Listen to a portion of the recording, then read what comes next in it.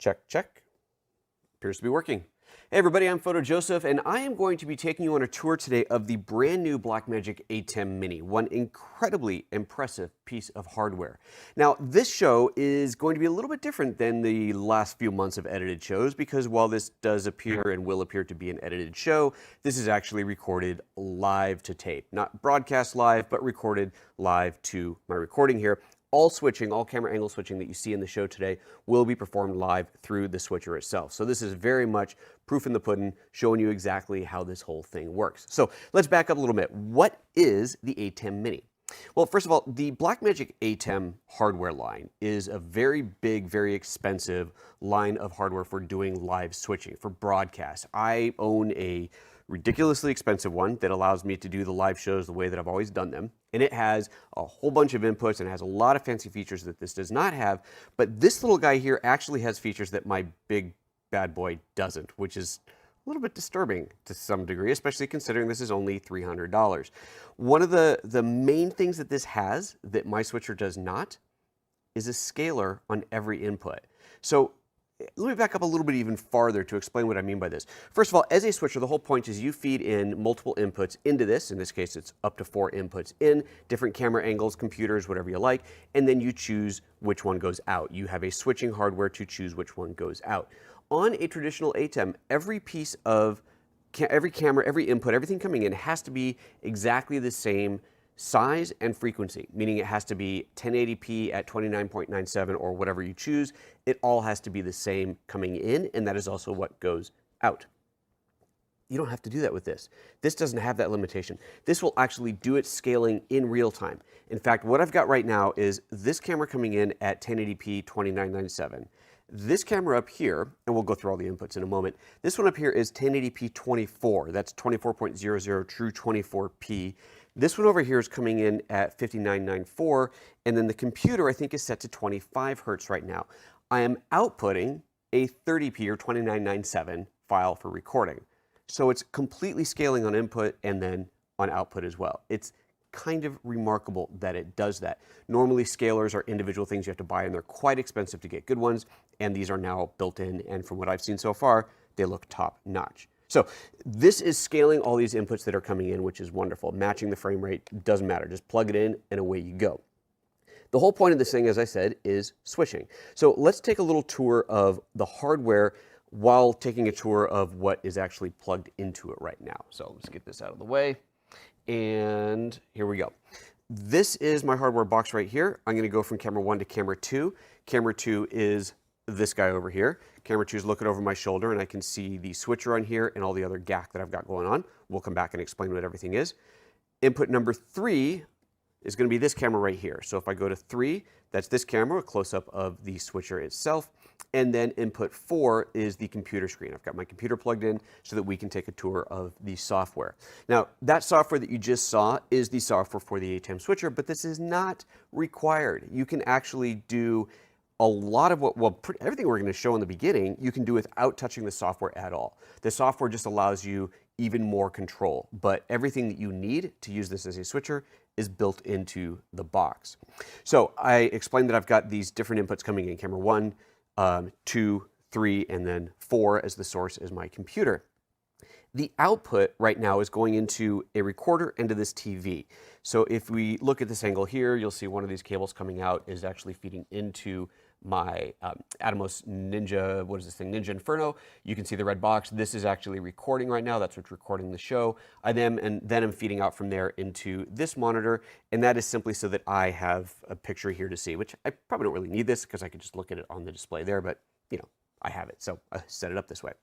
This is so that you can see what is going out. You don't actually have to do this, because the other way that this device outputs its signal, not only over HDMI into devices like this or whatever you want, it'll also output over USB. And that USB signal goes out over USB into your computer, and your computer then sees this as a webcam. So what this means is that you could be using this switcher for something like Skype. You could be using it for YouTube Live. You can be using it through Open Broadcaster or Wirecaster, any software that would take, you can use it for a FaceTime call. Anything that will see a webcam will see this and just think it's a webcam, and then you just have all your control here.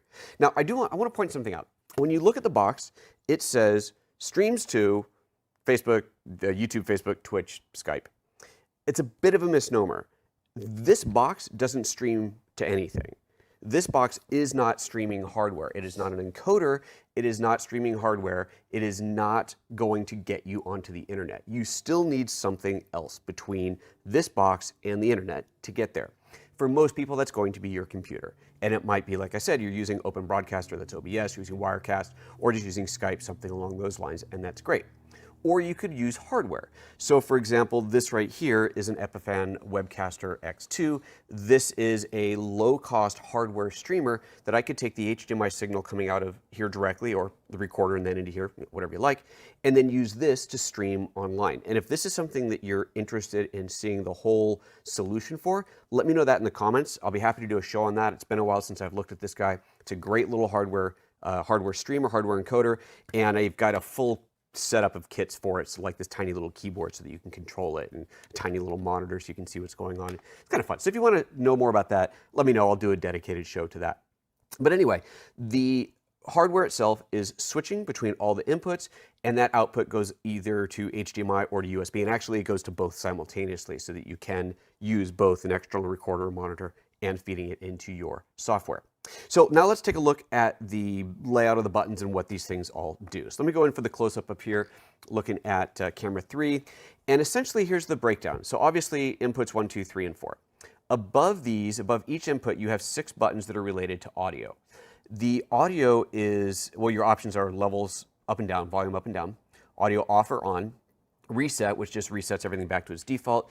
And then this button that says AFV. AFV means audio follows video. And so what that means is if I had audio follows video on multiple inputs, as I switched inputs, that mic coming in or that audio coming in with that input would be enabled. And then as soon as that camera was off, you wouldn't hear that anymore. So for example, let's say you've got like a wide crowd shot and you want to, when you switch to that wide crowd shot, hear the crowd, but you don't normally want that.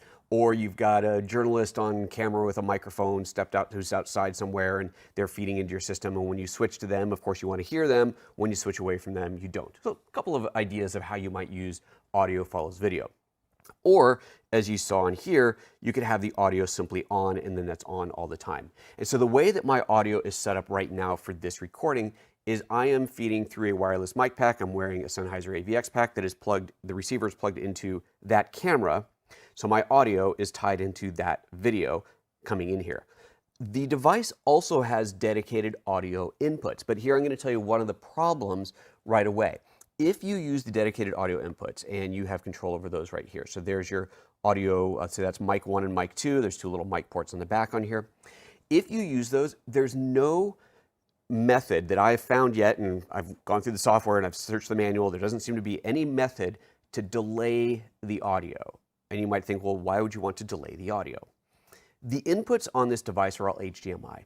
HDMI video is always delayed from real time. It's only a few frames, maybe 3, 4, 5, 6 frames, just kind of depends on your hardware, but there is always an inherent delay. And so if I had audio plugged into the mic input here, and I have tested this, if I have my audio plugged into the mic, it is going to come in real time. Audio will feed into the device in real time. The video coming here is not real time. It's a few frames delayed, which means you will have a mismatch between your audio and your video. That's no good. You can't do that. So what we do instead is we have audio going into the camera. So the audio is now delayed with the video. So by the time it hits the switcher, it's in sync. So whenever you're going to have anybody talking on camera, you need to have their mic fed into the camera.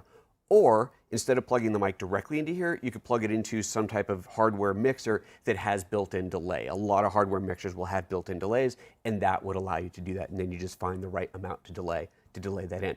But you cannot plug a mic directly into here, plug a camera into here, and put the two together. They will not sync up. Super, super important to know.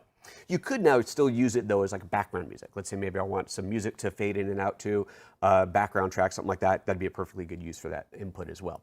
Okay, so let's go back to the buttons on here. So again, levels up and down, on or off, audio follows video, and reset. And you have these for each one of these inputs. So let me just do this. I'm going to set this to on all of these. And now as you can easily tell, the audio is switching. So there's the good audio. This is now the built-in mic, or this way, the mic that's on this camera.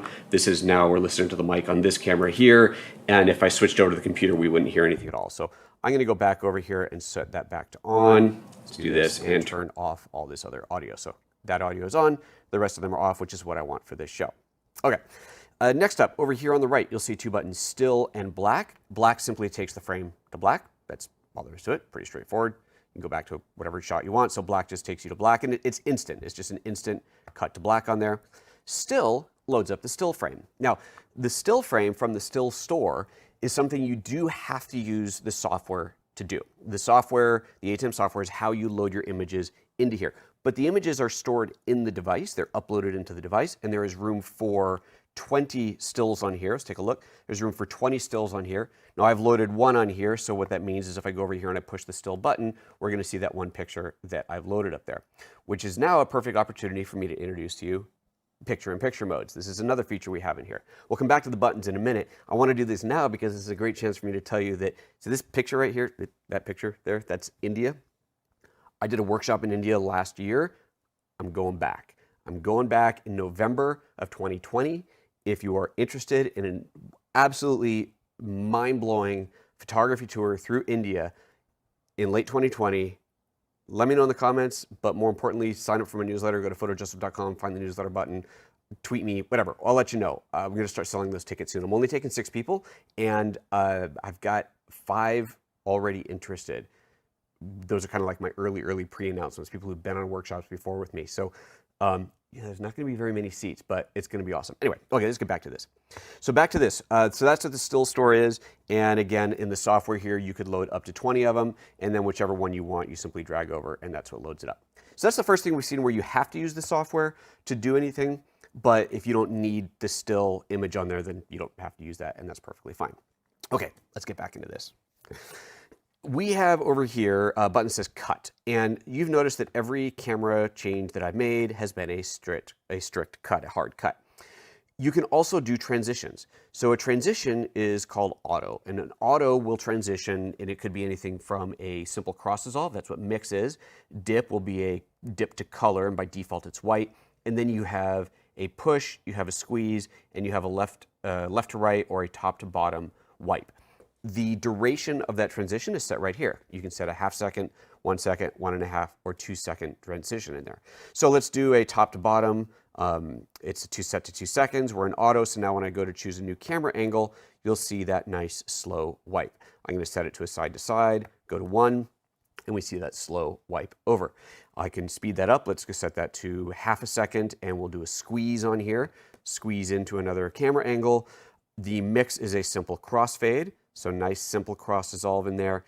And then, as I said, there's the dip, which is a dip to color, which by default is white, but this is something that we can control in the software. Now, I prefer, in general, to just do straight cuts. I find them to be just a lot cleaner looking. And also, the other thing about a cut is, versus a dissolve, is if you're streaming, think about how when you're streaming, everything is compressed for streaming. And the way compression works is it's looking for pixels that are changing, and anything that's not changing, it doesn't have to re-encode. When you do a cross dissolve, every single pixel changes for the entire duration of that dissolve. So when you do a cut, every pixel changes, but it's one frame, everything's here, and then the next frame, everything's there, and that's it. That's the end of it. If you do a dissolve, let's say you do a 1 second dissolve and you're doing a 30 frame per second broadcast, that's 30 frames where every single pixel on that frame is changing, and what ends up happening is you can end up getting some compression artifacts, some macro blocking, some stuttering in the stream. So in general, for streaming, I tend to not recommend doing any kind of dissolves or any kind of transitions like that. But if you want to, you certainly can. Okay, so that's the cut, that's auto, we've talked about that. There's fade to black. Fade to black is a simple, bring me down to black. Hit it again, and it brings you back up again. Such a great way to end a show or start a show off. Now let's go up to the picture-in-picture. We talked about this, or I showed this briefly. What this allows me to do if I hit on is it puts a picture up there. Well, I'm pointing at the wrong place. It puts a picture here. And you can change the position of it. So you've got a top right, top left, bottom right corner for that. You can put it wherever you like, off and back on again. The image that is coming in over this picture-in-picture is input 1. Now you can change that in the software, but it is input 1, which of course in this case is this camera here.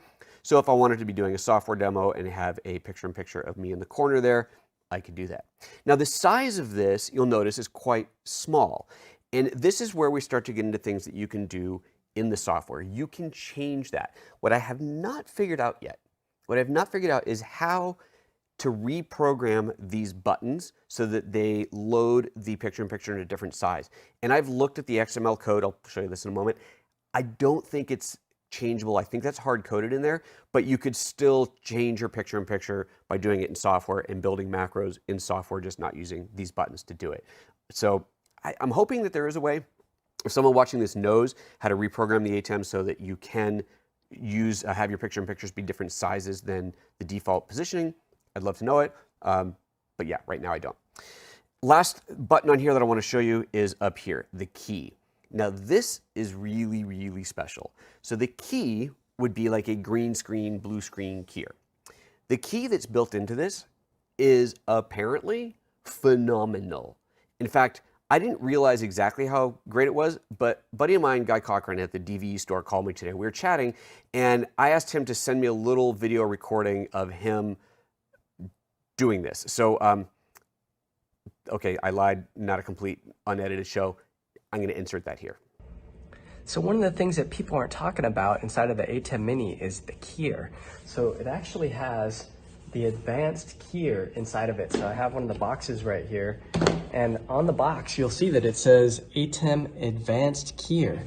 What does this mean? It means that there's more processing power inside of this box than even in the older, like $5,000 ATEM. So it's a tremendous value to be able to get this clean clarity. So if you wanted to feed in 2 HDMI devices, let's say your camera and a laptop, done. You don't have to go keying in post. It's composited, it's done right then and there. So if you're looking to get an ATEM, just the keyer alone is worth a couple $1,000s. An Ultimate DV used to cost $2,000, and now you're getting an Ultimate for $295 inside this box. So hope you guys enjoyed Joseph's session, and catch you guys later. Okay, so that was Guy. If you want to know more about Guy Cochran and his store, go to the dvestore.com. They have generously loaned me green screen kit before. If you've seen, I'll link to that show at the end of this one. We did a whole thing with the green screen stuff. It was pretty fun. But the keyer that is built into here is apparently phenomenal. So that is something I will have to do in a whole other show. Now you can use that keyer also to key out graphics. So you can load up graphics into the still store that have a green background that are then keyed out. You can also load up graphics that have alpha channels in them, so you could have a lower third, that sort of thing on there, and that's all stuff that you can do in this. Now you cannot, from what I can see in the software, load up a series of frames to do an animation. So I don't think that you can do animations in here, like an animated lower third graphic kind of a thing, but you can do static graphics with alpha channels in there. So that is the extent of everything on here. I don't think I forgot anything on the back. Well, we got the 2 audio inputs, 4 HDMI inputs, HDMI out for this, 1, 2, 3, 4, HDMI out to that, USB-C out, power port. There's also an Ethernet port on there, which would allow you to connect to this from anywhere on the network. Right now I'm connected over USB-C, but you could connect to it over the network as well, which is just, again, gives you control over the hardware from the software. All right, let's dive into the software a little bit. So this is the interface. For those of you who have watched my live shows before, you may have seen the interface on here. Let's go ahead and put me up there in the corner. You may have seen the interface where there's usually a lot more buttons in this. This software is the same software, but it just conforms to whatever hardware you're plugged into. So we're seeing fewer buttons on here than you would if we're plugged into my big switcher. But what you'll notice on here is that we have on here our 4 camera inputs, and then all these buttons that are blanked out because there's no additional inputs in there.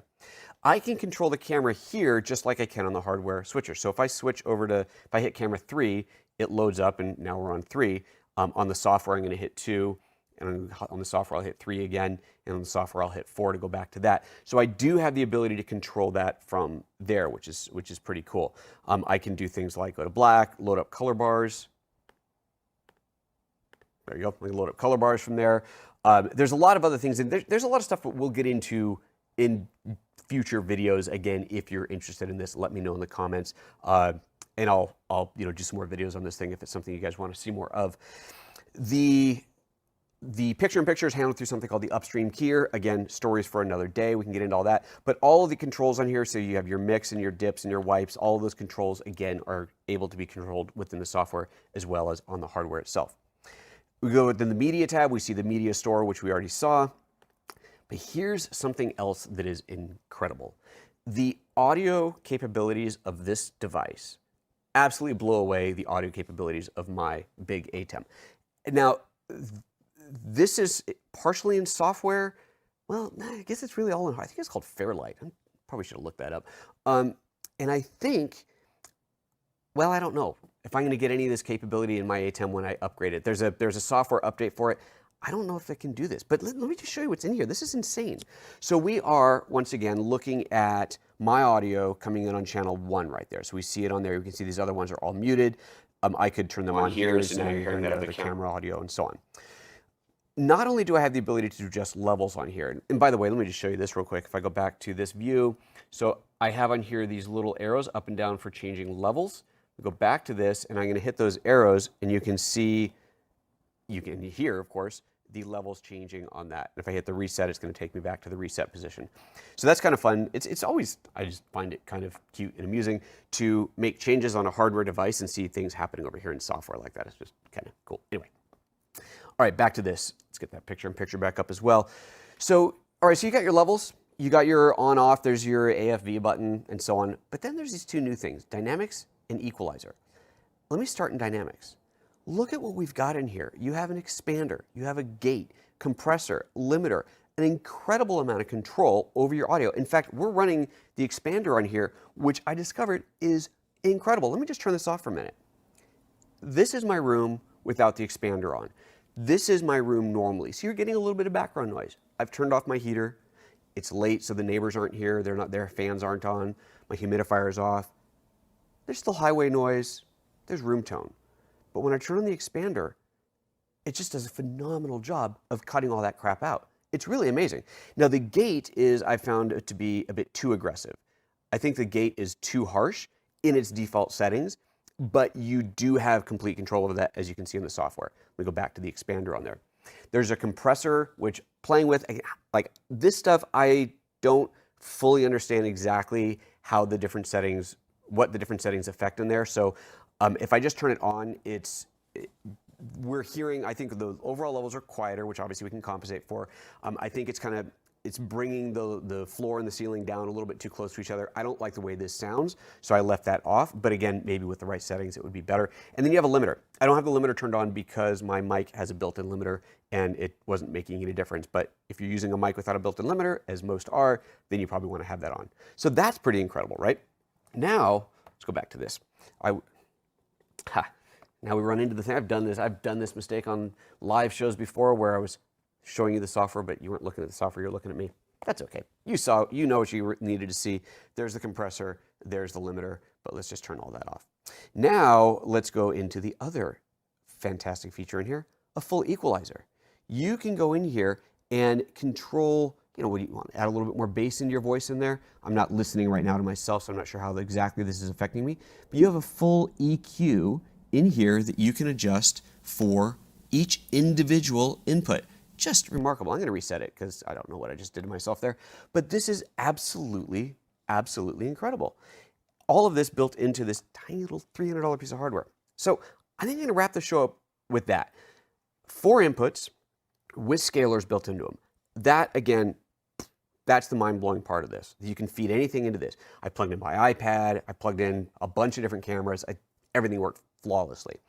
4 inputs, 1 output, of course, for your program out. Incidentally, I should show you this. Let's go back into here. If I go into the settings, by default, it is outputting when you get it out of the box 1080p 60, but you can change that, as you see here, to any of these settings. So 1080p, 2398, 24, 25, 297, blah, blah, blah, blah, blah. So I set it to 30 because that's what I wanted to record at. So you just make that change in there and hit the set button and it will change, but I'm not going to do that there. You have additional controls in here in the preferences we don't need to get into right now, but I just wanted to show you that you could change the output if you want to. I think that's everything I need to show you. So there you go. That was the show live to tape minus the one insert of Guy's message for us. And I could have loaded it on the computer, but I completely forgot to do that before I started recording. And that's about it. It's a remarkable device, absolutely remarkable. I think combining this with one of these to have a totally portable, obviously very lightweight, very portable streaming solution where you can bring in multiple inputs like this is just absolutely incredible. If you don't want to use dedicated hardware, obviously you can use your software, you can use OBS or whatever. And I know I was going to show you one more thing. I was going to show you in Skype how the input, okay, so there's the Skype input, and you can see that the video is set to the Blackmagic design. We're not seeing me on here because we're basically seeing an infinite loop of me. So let me just do this. I'm going to do a screenshot and then switch back to it. So this is what it looked like before. So there was me coming in. So you've got me on video coming in through the Skype input so that you can, again, switch for Skype or switch for anything that sees a webcam. It's a lot of talking. Pretty cool hardware. Pretty cool hardware for 300 bucks. Absolutely a steal. It really is remarkable. And yeah, I guess we're going to leave it at that. So once again, if there's anything specific you want to see about this, let me know in the comments. If you want to see a demo, a full show about using the webcaster with this, let me know in the comments. If you want to come to India with me, let me know in the comments. And I guess we'll just leave it at that. If whatever specific you want to see next, let me know and I'll dive in. See you later. Bye-bye. I forgot to show you something. I said that I was going to show you the code part of this, the XML part of this. So from the switcher itself, you can go up here and choose Save As, and you can choose whatever components of the software you want saved out to an XML file. So this is all the different things that it can do. So if we just hit Select All, turn everything on, and then hit Save, what that is going to do is output an XML file that looks like this. This XML is totally editable, and then you can re-upload that back into the device. So you can go in here and hit Restore and load that back into the hardware. This allows you to have total control, including doing macros. You can have, you can script multiple things together, multiple events to happen together when you hit one button. And that is something that I do in my regular show, my regular live show through the big ATEM all the time. All of my camera angle switches are actually controlled through macros, partially because I don't have hardware like this in front of me, but also because with a macro, I can trigger a lot of things to happen at once, or a series chain of events. That's all entirely possible in here as well.